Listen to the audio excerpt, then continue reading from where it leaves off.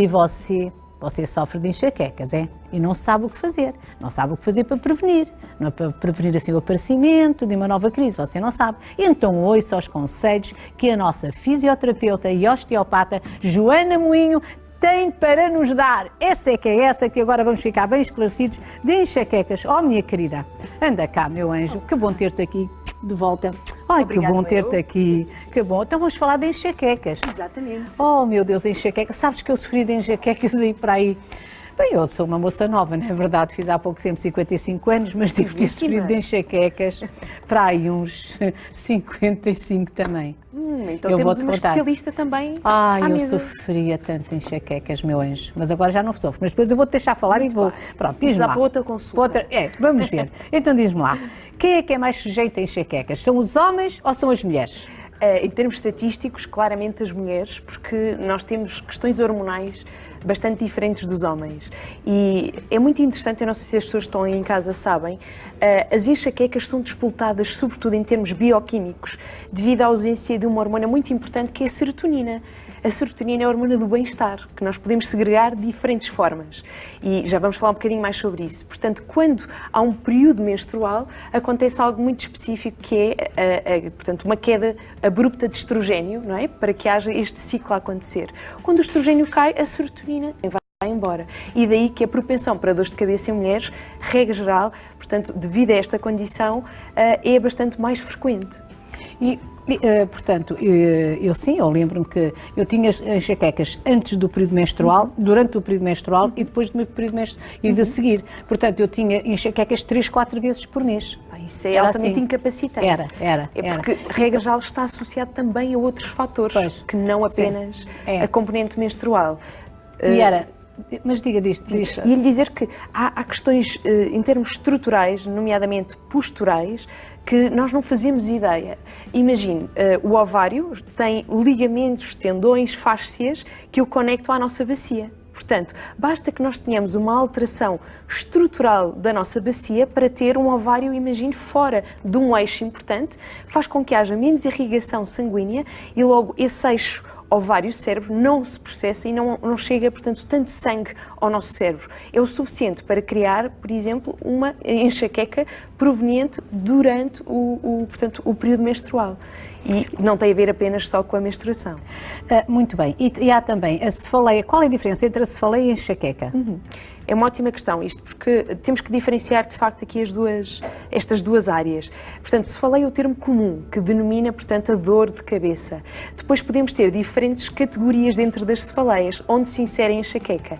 A enxaqueca é bastante diferente porque, para já, situa-se apenas de um lado da cabeça. Portanto, para quem nos está a ouvir, se tem uma dor localizada em apenas um dos lados, que pode estar associada a um olho, a uma região específica do crânio, em termos laterais, que pode ser à frente, atrás, está ligada a uma enxaqueca. É uma dor bastante diferente das outras ditas cefaleias de tensão, porque é uma dor que lateja, que está ligada a um fluxo sanguíneo.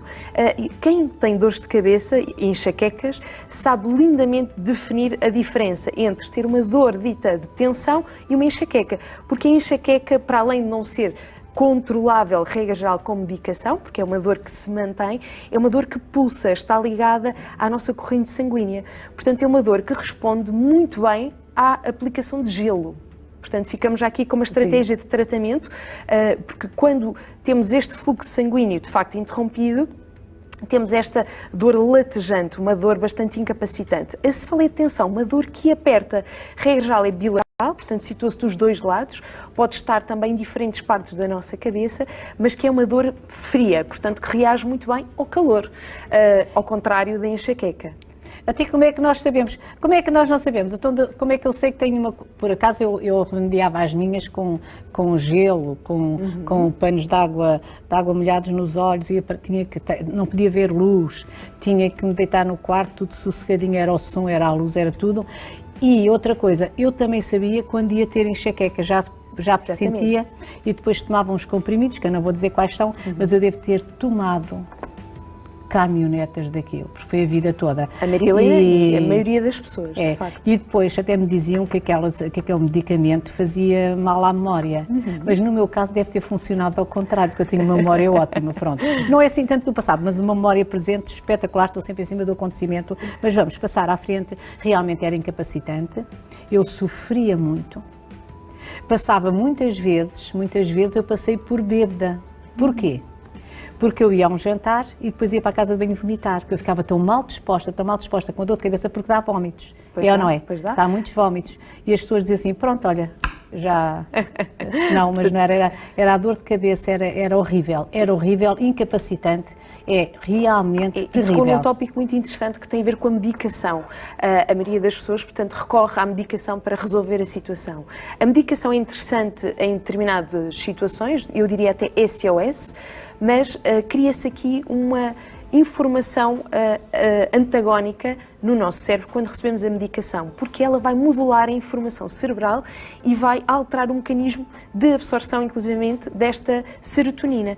Portanto, sempre que tomamos uma medicação, nós temos a indução desta serotonina, portanto, ela aumenta no nosso organismo, fantástico, sintomas lindos e maravilhosos, mas, entretanto, o meu cérebro desaprendeu a reproduzir novamente esta hormona, o que faz com que sempre que eu não tenho um medicamento, eu preciso dele novamente. E cria-se este ciclo vicioso, que é bastante incapacitante, porque o medicamento simplesmente vai atenuar a dor, bloquear a dor, não vai tratar a causa. Não vai tratar, tanto que eu tive muitos anos, não é? E agora, diz-me uma coisa, Joana, como é que nós podemos tratar, como é que nós podemos ajudar as pessoas que estão lá em casa, pelo menos a tratar, a minimizar a dor, Muito não é? bem. A minimizar, o que é que nós fazemos? Falavas em quente, falavas em frio, vamos ajudar as pessoas que estão lá em casa, o que é que elas podem fazer num caso e noutro? Exatamente. A primeira coisa é ter uma boa avaliação. Portanto, osteopatas, fisioterapeutas, que é dentro da área que eu trabalho, nós podemos dar aqui uma boa ajuda, inclusivamente em consonância com neurologia, se for necessário. Portanto, nós trabalhamos em parceria. Nisso tudo. Pronto. O que Olha, acontece andei nisso tudo e sofri até... Oh, que Santa Marcolina. Tem, de facto, uma longa experiência. Eu tenho, mas eu tenho mesmo vivido. E nem sei como é que eu criei os filhos sozinha ali, meu miúda. As mulheres têm um grande limiar de dor, lá está. Bastante Maria, diferente dos homens. A pessoa que está lá em casa sabe o que é que nós passamos. Aquilo era terrível. Pois era é. terrível. Portanto, agora temos uma abordagem na nossa consulta que integra várias áreas. Portanto, primeiro, quando a pessoa chega, nós conseguimos perceber que tipo de cefaleia que estamos a falar e vamos cada envolver... pessoa é uma pessoa, não é? Claramente, os sintomas são muito parecidos, não é? Se calhar, inclusivamente, em casa temos imensas pessoas com os mesmos sintomas, porém, a Maria Helena é única. Portanto, não há outra história igual à sua. E é aí que nós vamos buscar, nomeadamente, os seus hábitos de vida, que são fundamentais, isto porque a produção da serotonina está ligada a muitos hábitos de vida, ao nosso bem-estar, aos níveis de stress, aos ciclos de sono, ao tipo de alimentação, ao nível de exercício físico / sedentarismo, que todos nós somos sujeitos e, portanto, todos estes fatores têm que intervir. Em termos de tratamento, então, nós temos esta abordagem integrativa. Quando a pessoa que tem, de facto, como disse muito bem neste programa, tantos dons e tantas capacidades de cura, vai pegar nestes dons que nós orientamos e começar a reproduzir, então, alterações comportamentais. Tais como mudanças alimentares, que são fundamentais porque nós temos imensos alimentos que têm uma produção de histamina e a histamina é um poderoso alergénico e baixa a serotonina. Estamos a falar de laticínios, açúcar, tudo o que tem, portanto, trigo e é processado, portanto, todos estes alimentos vão aumentar as dores de cabeça. Lá está, não desculpa interromper, lá está a alimentação e o seu papel, ou seja, nós alterarmos, eu bato muito isso aqui porque eu aprendi isto nos últimos anos, eu alterei a minha alimentação para aí há cerca de 4, 5 anos e tenho vindo a notar uma vitalidade muito grande. Portanto, eu em vez de ir para a frente, andei para trás, mas está a olhos vistos, Portanto, vocês que me acompanham na televisão, vejam os primeiros programas que eu fazia, mesmo noutros canais, e vejam-me agora. Portanto, a alimentação é fundamental. E realmente, tu falaste-me também aí na alteração da alimentação, e eu sei que a maioria das pessoas não para sobre isto. Mas eu também aprendi, como te disse há pouco tempo, é que o intestino é fundamental. Sério, tocou num ponto fantástico, que é o nosso cérebro abdominal. Portanto, quando falamos de dores de cabeça, estamos a falar do nosso primeiro cérebro, mas os últimos estudos já nos falam de um outro cérebro que terá eventualmente a ter uma importância maior do que o nosso cérebro físico. O cérebro abdominal, que está localizado no nosso intestino, tem milhões de neurónios. Portanto, tudo aquilo que nós ingerimos manda uma informação bioquímica direta para o nosso cérebro. E pode até inflamá-lo. Inflama, que as pessoas fazem certamente. confusão assim. Mas como é que é? Eu tenho os intestinos inflamados e vai-me inflamar o cérebro? Qual? Vai.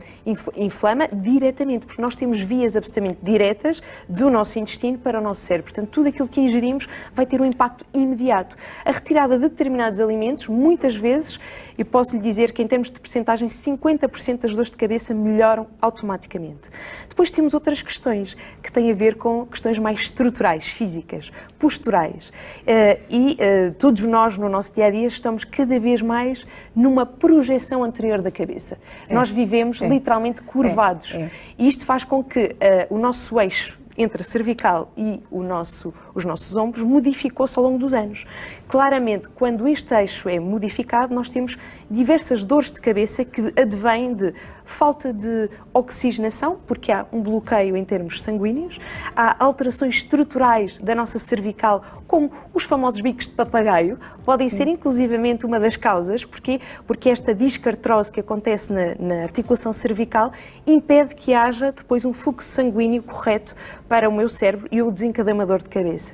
Então, com as nossas técnicas manuais da osteopatia, da fisioterapia, nós tratamos dores de cabeça que durante muitos anos as pessoas pensaram ser incuráveis, crónicas.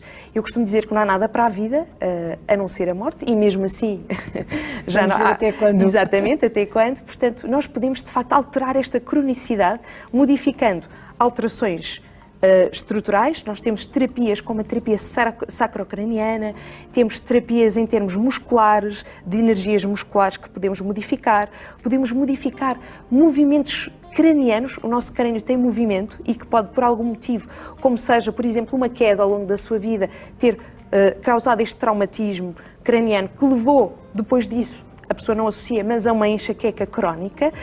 Podemos ter imensas situações ligadas à ATM, a articulação temporomandibular, que é a nossa articulação de captação postural. Portanto, o facto de eu ter uma má oclusão dentária, por exemplo, pode ser uma das grandes causas de dores de cabeça. Portanto, há tantos fatores aqui que o que nós fazemos em consulta é analisá-los todos, olhar para a pessoa como um todo, porque depois quem comanda isto é o seu cérebro, não é? E a forma como vê a realidade. E quando nós modificamos isso, e muito bem, com os nossos poderes, podemos modificar estas dores de cabeça e enxaquecas e deixar de ser um episódio para a vida. Muito bem. Portanto, lá em casa, portanto, o que é que as pessoas podem fazer assim, Joana? Há alguns exercícios que elas possam fazer, que tu nos possas ensinar? Há várias questões que podemos fazer. Eu talvez diria, vamos aqui encontrar, em termos sumários, técnicas mais eficazes. Há uma muito particular que está ligada com o ponto Feng Fu.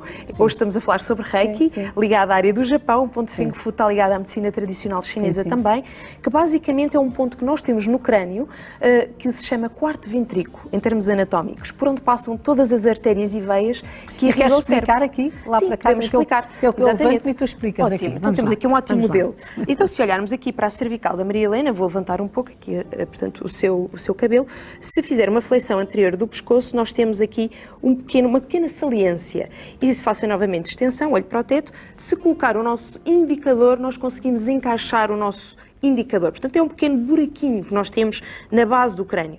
Exatamente neste ponto, o que é que nós devemos fazer? Aplicação de gelo. O gelo pode ser direto ou com um pequeno pano, se a pessoa for muito sensível em termos de pele.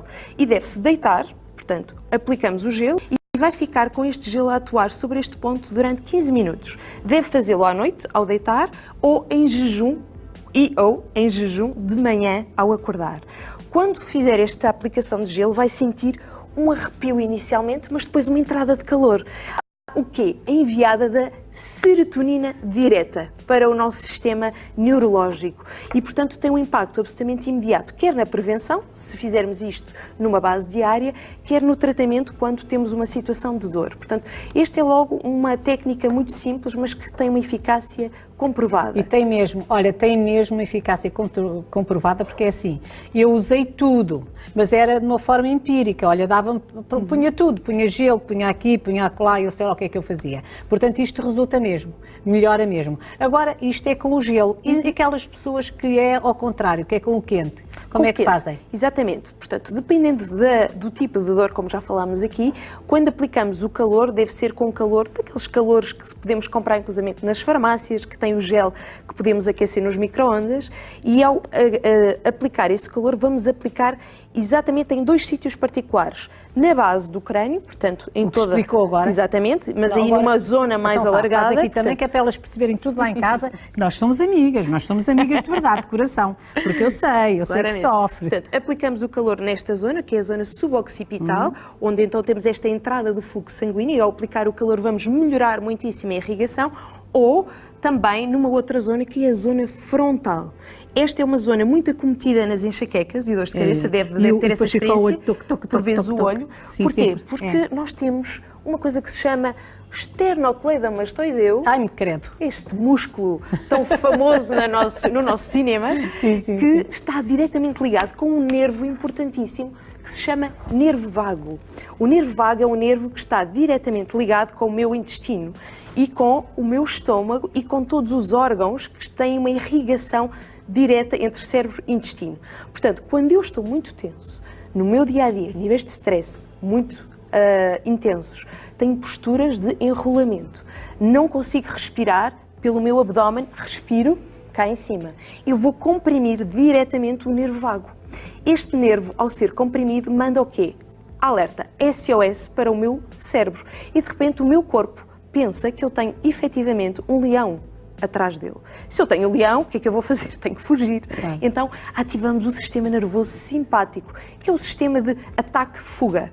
Quando este sistema ativa, nós temos um bombeio imediato de sangue, de adrenalina, noradrenalina, que em situações de stress pontual é muito importante para nós podermos sobreviver, mas quando vivemos sobre essa energia, o nosso organismo desregula e começamos a comprimir cronicamente o nervo vago, o esternocleidomastoideu, e então a irrigação em termos de localização para o olho, para o ouvido, para toda esta zona temporal, que é exatamente para nos avisar, o corpo a comunicar, para nós mudarmos algo.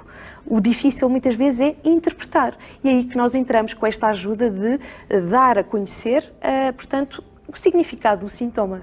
Muito bem. E aí entra a Joana Moinho para o ajudar a si, que está aí em casa, a resolver essa situação tão incómoda, tão dolorosa das enxaquecas e de outras coisas mais, porque a Joana Moinho sabe muitas coisas e muito boas. E assim há alguns óleos essenciais que as pessoas possam ter em casa, assim para no momento da aflição, para aliviar, porque nós naquela altura queremos qualquer coisa que nos alivie. Claro que sim.